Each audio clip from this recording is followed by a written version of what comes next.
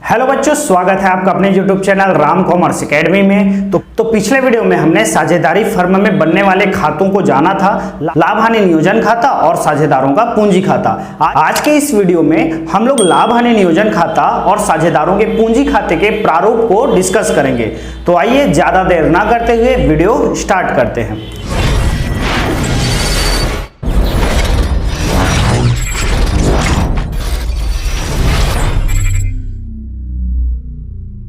तो सबसे पहले समझते हैं लाभ हानि नियोजन खाते के प्रारूप को। तो लाभ हानि नियोजन खाता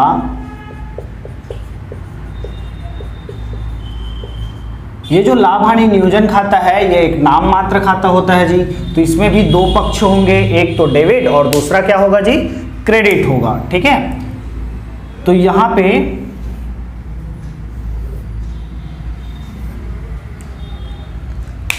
क्या क्या लिखते हैं, देखिए इधर तो होगा एक डेबिट साइड और इधर क्या होगा जी, क्रेडिट साइड होगा। लाभ हानि नियोजन खाता एक नाम मात्र खाता है। क्रेडिट साइड में जितने भी आय होंगे, लाभ होगा उसको क्रेडिट में, और डेबिट में जितने भी व्यय होंगे उनको लिखा जाएगा। ये लाभ हानि नियोजन खाता किसके पॉइंट ऑफ व्यू से बनता है, तो लाभ हानि नियोजन खाता फर्म के आधार पर बनाया जाता है जी। तो ये फर्म को जो लाभ होगा वो क्रेडिट साइड, फर्म के लिए जो व्यय होगा वो डेबिट साइड। तो इसमें क्या लिखते हैं, सबसे पहले लिखते हैं विवरण, देन राशि, फिर से विवरण, और इधर भी क्या रहेगा जी, राशि ही रहेगी। सबसे पहले क्या लिखते हैं हम लोग, यहां पे लाभ हानि नियोजन खाता में लाभ हानि खाते से जो शुद्ध लाभ आता है उसी को लिखा जाता है। तो यहां पे क्या लिखेंगे, लाभ हानि खाता को, क्रेडिट में पोस्ट होगा तो को से होगा, ब्रैकेट में इसको क्या लिखेंगे, ये क्या चीज है जी, लाभ हानि खाता से क्या है, तो शुद्ध लाभ आया हुआ है, इसके अमाउंट को यहां पे, इसकी राशि को यहां पे लिख देंगे। फिर उसके बाद साझेदारी संलेख में जो जो भी चीजें साझेदारों को देने के लिए बोला जाता है उन सब का हम लोग डेबिट साइड में एंट्री करते जाएंगे जी, प्रविष्टि करते जाएंगे। तो सबसे पहले साझेदारों का पूंजी खाता। अब यहां पे जितने भी साझेदार रहेंगे, ए बी सी, तीन साझेदार हैं, तो इन तीनों साझेदारों का जो भी पूंजी पर ब्याज आया होगा उसको कैलकुलेट करके हम लोग यहां पे लिखेंगे, गणना करके, और उसको यहां पे राशि वाले कॉलम में लिख देंगे। दूसरा देखते हैं, फिर साझेदारों को क्या दिया जाता है जी, साझेदारों को क्या क्या दिया जाता है, तो वेतन, बोनस और कमीशन, ये चीजें दी जाती है जी। अगर एक साझेदार को दिया जाएगा तो डायरेक्ट उसका ए का वेतन, बी का वेतन ऐसे करके लिख देंगे। लेकिन अगर एक से अधिक साझेदारों को वेतन, बोनस या कमीशन दिया जाएगा तो वहां पे सेम जितने भी साझेदार हैं उनको ऐसे नोट डाउन कर लेंगे और उसका जो राशि है उसको उनके सामने और यहां पे उसकी गणना करके हम लोग लिख देंगे। उसके बाद अगला देखते हैं, जो फर्म है ये दोनों, देखिए फर्म के लिए ये दोनों क्या हो गया जी, व्यय हुआ, इसलिए डेबिट साइड में लिखे हैं। लेकिन यही साझेदारों के लिए क्या हो गया, आय हुआ, साझेदारों को तो मिल रहा है तो ये पैसा उनके लिए फायदे हैं। तो यहाँ पे साझेदारों का जो लाभ होता है वो फर्म के लिए क्या होती है जी, हानि, और जो फर्म के लिए लाभ होगा वो साझेदारों के लिए हानि होगा जी। अब यहाँ पे क्या बनाएंगे, अगला जो रहेगा संचय खाता। अगला क्या बनेगा जी, संचय खाता। अब ये संचय खाता क्या होता है जी, यहां सब में से आते जाएगा। तो देखिए संचय खाता क्या होता है, जो फर्म रहता है लाभ का कुछ हिस्सा भविष्य में होने वाले खर्चों के लिए बचा करके रखे रहता है, इसी को संचय खाता बोला जाता है। अगर भविष्य में मान लेते हैं किसी प्रकार के अनावश्यक खर्चे हो गए और लाभ बांट दिया गया है तो लाभ में से लेना तो पॉसिबल नहीं रह जाता, इस आधार पर वो भविष्य में होने वाले अनावश्यक खर्चों के लिए खाता बना के रखे रहता है। यदि उसका पैसा काम आया तो ठीक, नहीं तो फिर साझेदारों में लाभ क्या जैसे बढ़ जाएगा जी।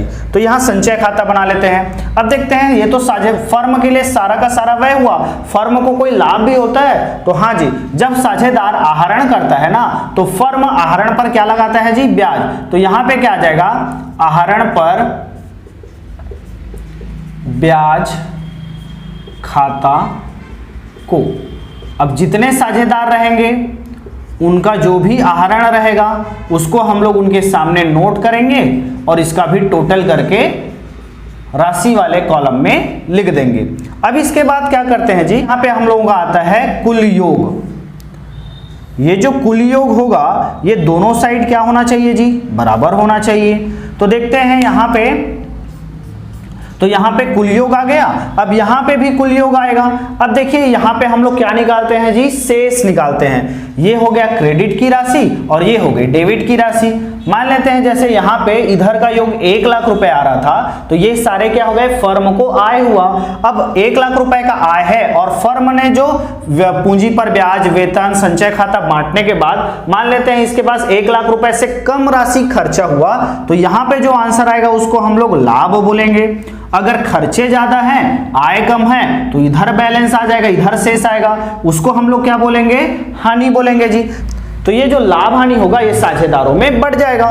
तो इसके लिए हम लोग क्या बोलते हैं, यहां पे जो शेष आएगा उसी को विभाजित लाभ, इधर जो हानि आएगा उसको विभाजित हानि बोला जाता है। तो यहां पे हम लोग क्या लिखेंगे, साझेदारों के पूंजी खाता से लाभ होगा तो साझेदारों के पूंजी खाता से बढ़ जाएगा जी। तो ए बी सी जितने भी साझेदार हैं उनको उसके निर्धारित अनुपात में दे दिया जाएगा। यह निर्धारित अनुपात साझेदारी संलेख में लिखा रहता है। इधर जो शेष आता है डेबिट साइड में उसको क्या बोला जाता है जी, लाभ बोला जाता है। और इसको और क्या नाम से जाना जाता है, तो इसको विभाजित लाभ बोला जाता है। क्या बोला जाता है, विभाजित लाभ। तो एक क्वेश्चन आया था कि लाभ हानि नियोजन खाते के शेष को किस नाम से जाना जाता है, शुद्ध लाभ, विभाजित लाभ, अन्य लाभ, इनमें से कोई नहीं। तो आपको ध्यान देना है कि ये जो शेष आता है उसको विभाजित लाभ कहा जाता है। अगर यही मान लेते हैं, अगर इधर शेष आ गया तो लाभ हो गया जी, लेकिन यही शेष अगर क्रेडिट साइड में आए तो इसको क्या बोलेंगे, हानि। और यहां पे क्या एंट्री करेंगे, साझेदारों के पूंजी खाता को ए बी सी जितने भी साझेदार रहेंगे उनकी राशि को, हानि की राशि को बांट दिया जाएगा साझेदारों में और उसको लिख देंगे। ये क्या दर्शाता है जी, ये हानि को दर्शाता है। तो अगर लाभ हानि नियोजन खाते का डेबिट शेष आता है, डेबिट शेष आएगा तो उसको लाभ बोलेंगे, और क्रेडिट साइड में शेष आता है तो उसको हानि बोला जाएगा। बस इतने ही डाटा आते हैं, इससे अधिक एक भी डाटा इसमें नहीं आता।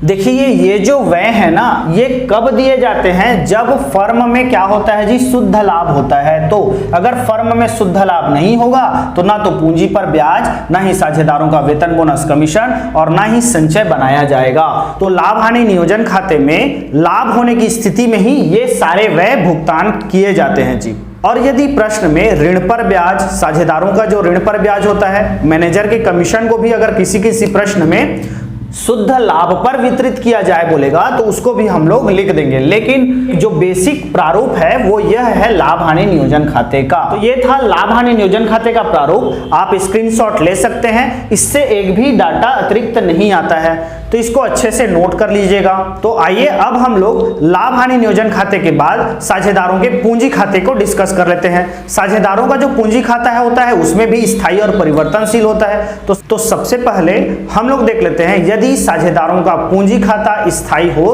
तो उसका प्रारूप।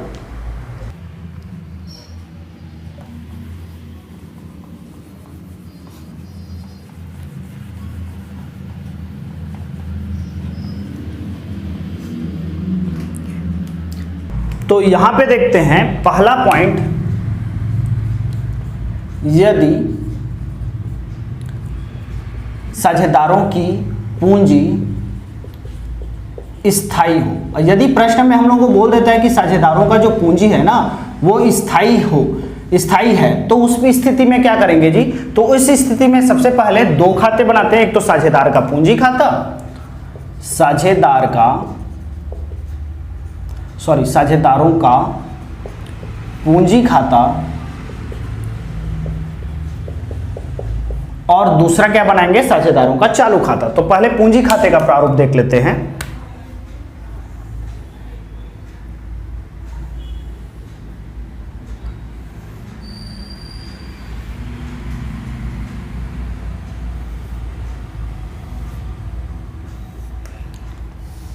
देखिए यहाँ पे भी एक पक्ष डेबिट होगा और दूसरा पक्ष क्या होगा जी, क्रेडिट।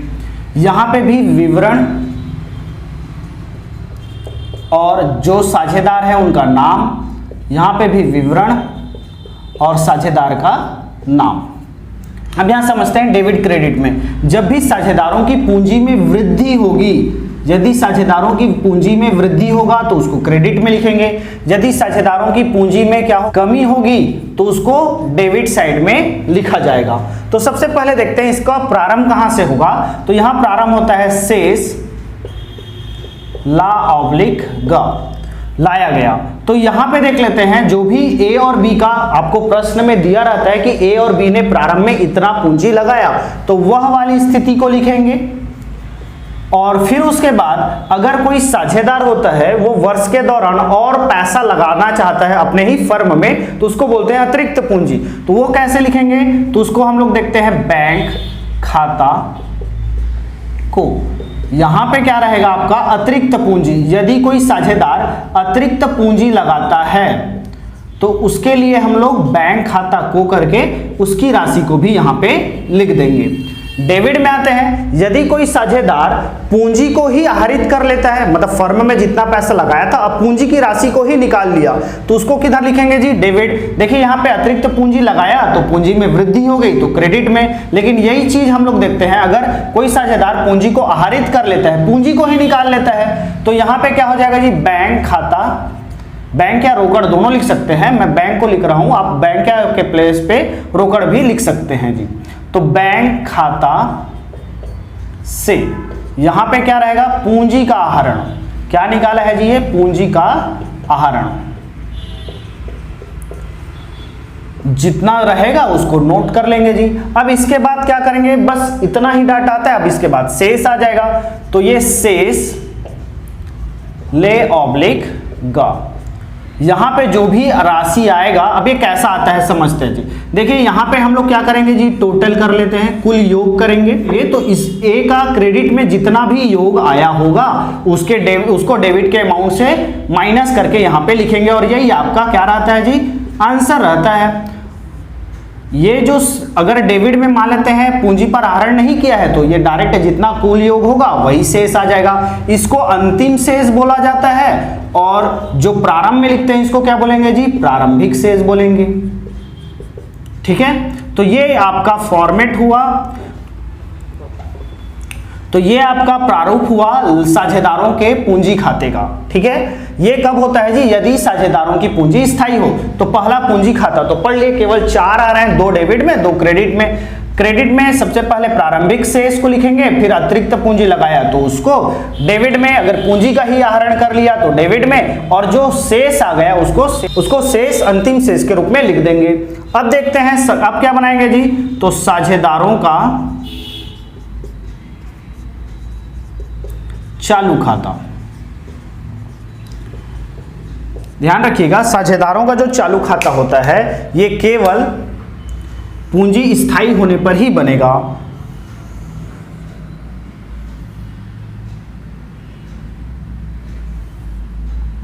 अब यहां पे 3 साझेदार के रूप में ले लेते हैं। यदि साझेदारों की संख्या 3 रहेगा तो कैसे करेंगे, देखिए इस स्थिति में क्या रहेगा जी, सबसे पहले सेम वही काम करेंगे। यहां पे भी विवरण, देन साझेदारों का नाम, अभी ए बी सी ही लिख लेते हैं। अगर रमेश सुरेश दिनेश रहेगा तो उनका नाम आ जाएगा जी। यहां पे भी क्या रहेगा, विवरण, फिर साझेदारों का नाम। तो सबसे पहले शुरुआत कहां से करेंगे, तो देखिए साझेदारों का जो पूंजी खाता यदि स्थायी रहेगा तो उसमें आपको साझेदारों का चालू खाते का भी शेष दिया रहता है। यदि दिया होगा तो लिखेंगे और नहीं दिया होगा तो नहीं लिखेंगे। इधर भी डेबिट पक्ष और क्रेडिट पक्ष होता है जी। तो यहां पे अगर चालू खाते का शेष है तो शेष करके लिखेंगे। ये किसका शेष रहेगा, चालू खाते का। क्वेश्चन में दिया रहता है ना, अगर दिया रहेगा तो लिखेंगे और नहीं दिया रहेगा तो चालू खाते का शेष नहीं लिखा जाएगा। जितना बोला रहेगा उसको हम लोग नोट कर लेंगे। देखिए इसके बाद साझेदारों को जो जो भी प्राप्तियां होती हैं उनको लिखेंगे। तो सारी प्राप्तियां कहां पे दर्शाए गए हैं, लाभ हानि नियोजन खाते में। तो लाभ हानि नियोजन खाते के में जो भी डेबिट पक्ष में दर्शाया गया था वही साझेदारों के पूंजी खाते के किधर होगा जी, क्रेडिट साइड में। देखिए हमारा जो भारतीय लेखांकन प्रणाली है ये दोहरी लेखा प्रणाली है, मतलब इसमें एक डेबिट और एक क्रेडिट होता है जी। तो जो चीजें लाभ हानि नियोजन खाते के डेबिट साइड में नोट की गई थी वही साझेदारों के चालू खाते में क्रेडिट साइड में आ जाएगी या पूंजी खाते के क्रेडिट साइड में। तो सबसे पहले पूंजी पर ब्याज, जितना जितना था उनका अनुपात, जितना जितना था साझेदारों को बांट दिया जाएगा। पूंजी पर ब्याज के बाद वेतन, बोनस या कमीशन, इसको भी हम लोग साझेदारों के क्रेडिट साइड में लिख देंगे। इसमें भी अगर पूंजी बढ़ेगा तो क्रेडिट और पूंजी में कमी होगी तो डेबिट साइड में। वेतन बोनस देने के बाद हम लोग देखे थे संचय, क्या संचय को साझेदारों के पूंजी खाता में लिखा जाएगा, नहीं जी। संचय फर्म द्वारा बनाया जाता है तो इसको पूंजी खाते में हस्तांतरित नहीं किया जाएगा। देखिए इसके बाद हम लोगों ने क्या देखा था, जो लाभ हानि नियोजन खाता है ना उसमें लाभ या हानि आता है। लाभ होगा तो क्रेडिट में दर्शाएंगे और वही लाभ हानि नियोजन खाता में यदि हानि हुआ रहेगा तो उसको डेबिट में दर्शाएंगे। तो यहां पे क्या लिखते हैं, मान लेता हूं मैं लाभ है तो लाभ हानि नियोजन खाता, यहां क्या रहेगा, लाभ रहेगा तो इसको लिखेंगे, ठीक है जी। जो भी लाभ होगा उसको भी यहां पे नोट कर लिया जाएगा।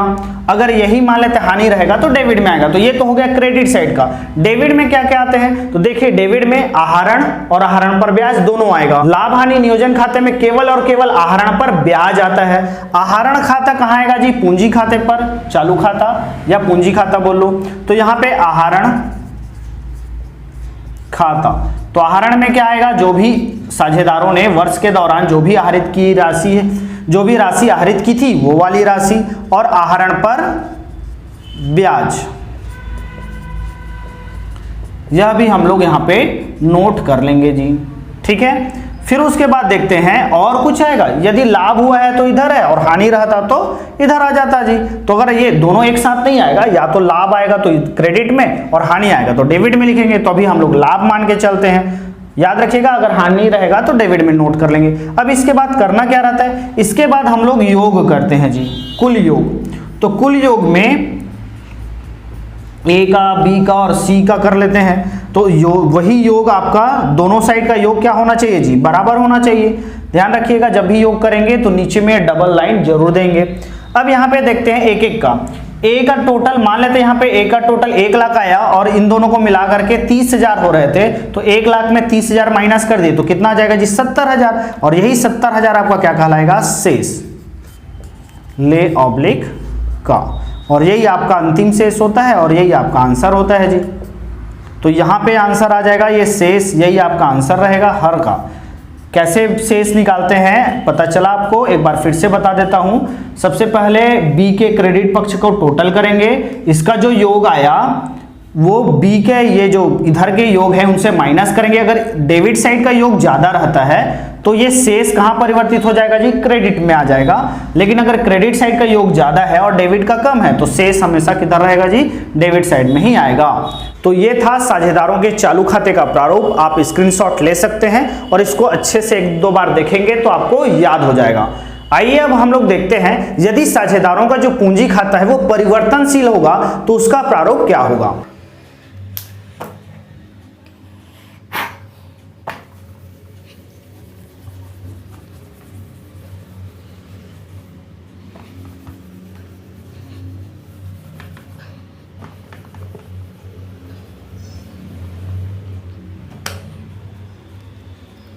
आइए अब देखते हैं यदि साझेदारों की पूंजी परिवर्तनशील हो,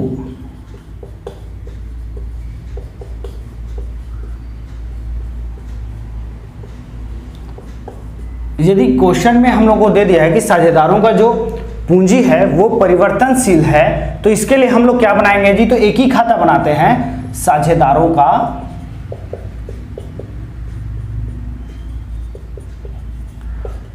पूंजी खाता।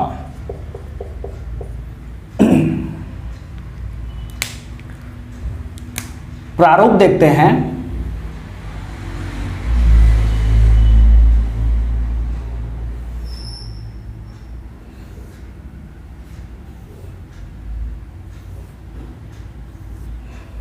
तो यहां सबसे पहले विवरण और साझेदारों का नाम, विवरण और साझेदारों का नाम। इधर क्या रहेगा जी आपका, राइट साइड में आपका डेबिट पक्ष और इधर में क्रेडिट पक्ष। इधर पूंजी में वृद्धि होने पर क्रेडिट और पूंजी में कमी होने पर डेबिट। देखिए सबसे पहले यहाँ पे साझेदारों के पूंजी खाता में क्या करते हैं, तो जो स्थायी खाते में हम लोग दो खाते देखे थे, पूंजी खाता और चालू खाता, इन दोनों को अब मिला देंगे तो परिवर्तनशील बन जाएगा। तो सबसे पहला क्या लिखेंगे, तो यहाँ पे लिखेंगे हम लोग शेष ला ऑब्लिक ग, जो कि रहेगा आपका स्टार्टिंग में प्रश्न में दिया रहता है साझेदारों ने इतना पैसा लगा करके व्यवसाय प्रारंभ किया, तो वो उनकी पूंजी रहती थी, वो उनकी पूंजी रहती है। तो ये आपका प्रारंभिक शेष होगा जी। क्या होगा, प्रारंभिक शेष।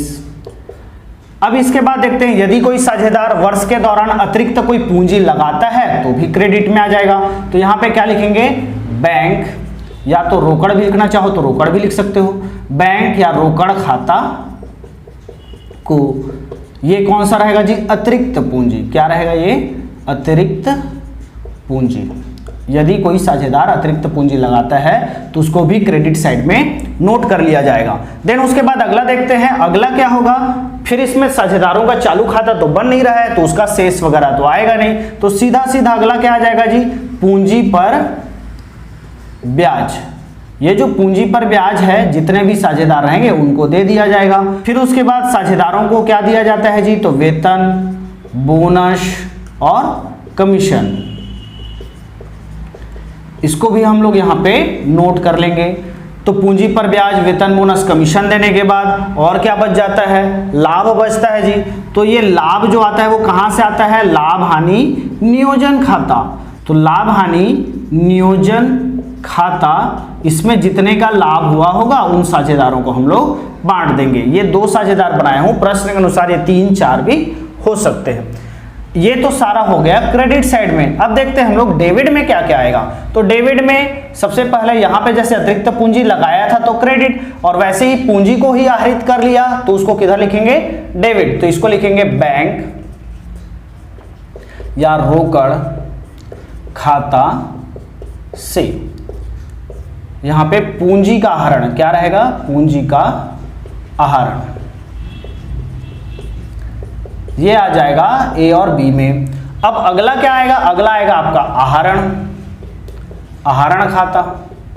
ये भी जितना जितना इन्होंने आहरित किया होगा वर्ष के दौरान। अब देखिए यहाँ पे पूंजी का आहरण और आहरण खाता, पूंजी का आहरण और आहरण खाता में अंतर क्या है। देखिए जो पूंजी का आहरण है उसमें क्या होता है, जो आप वर्ष में जो आप व्यवसाय प्रारंभ करने के समय जितना पूंजी लगाए रहते हैं, आप यदि आप उस पूंजी की राशि को ही आहरित कर लेते हैं तो उसको पूंजी का आहरण बोलेंगे। और यदि आपने वर्ष के दौरान अपने निजी खर्चों के लिए, अपने घरेलू खर्चों के लिए केवल खर्चों के रूप में कुछ पैसे या कुछ खर्चे ही व्यवसाय से आहरित किए थे, निकाले थे, तो उसको आहरण बोला जाता है। और इसी आहरण पर फिर अगला क्या लग जाता है जी, आहरण पर ब्याज। तो आहरण पर ब्याज आ गया। फिर उसके बाद हम लोग करते हैं योग। यहां पे क्या करेंगे जी, क्रेडिट साइड के या क्रेडिट पक्ष का योग करेंगे। जो भी योग आएगा उस योग में डेबिट पक्ष का जो भी योग आ रहा होगा, डेबिट पक्ष का जो भी योग आ रहा होगा उसको हम लोग क्या करेंगे जी, घटा देंगे। और घटाने के बाद जो भी आंसर आएगा यही आपका क्या कहलाता है जी, शेष कहलाता है। और यही प्रश्न में दिया रहता है। तो यहाँ पे जितना योग क्रेडिट का आ रहा है उतना ही योग किधर आना चाहिए जी, डेबिट पक्ष का भी आना चाहिए। तो यहाँ पे जैसे यहाँ पे ए का योग अगर यहाँ पे 50,000 आ रहा था और यहाँ पे ये मान लेते हैं 10 10 20 10 30 30,000 आ रहा था, तो 50,000 में 30,000 को माइनस कर दे तो कितना आएगा जी 20,000। तो यहाँ पे जो 20,000 आएगा इसी को हम लोग क्या बोलेंगे शेष, और यही प्रश्न में आपको उत्तर के रूप में दिया रहता है। तो शेष ले ऑब्लिक गा, ये क्या रहता है जी आपका अंतिम शेष होता है। ठीक है, तो ये था प्रारूप, आप इसका स्क्रीनशॉट ले सकते हैं। एक बार फिर देख लीजिए, यदि साझेदारों की पूंजी परिवर्तनशील हो ऐसा लिख दिया रहता है तो साझेदारों की पूंजी खाता बनाने के लिए सबसे पहले प्रारंभिक शेष को क्रेडिट में लिखा जाता है, और उसके बाद बैंक रोकड़ खाता को करके जो भी अतिरिक्त पूंजी यदि कोई साझेदार लगाया होगा तो उसको लिख देंगे। पूंजी पर ब्याज जो भी रहेगा, जितने भी साझेदारों को दिया जाता है उसको, साझेदारों को वेतन बोनस कमीशन दिया जाता है उसको। लाभ हानि नियोजन खाता, यदि लाभ हुआ तो क्रेडिट में, यही लाभ हानि नियोजन खाता यदि हानि हुआ रहता तो उसको डेबिट में लिख देते।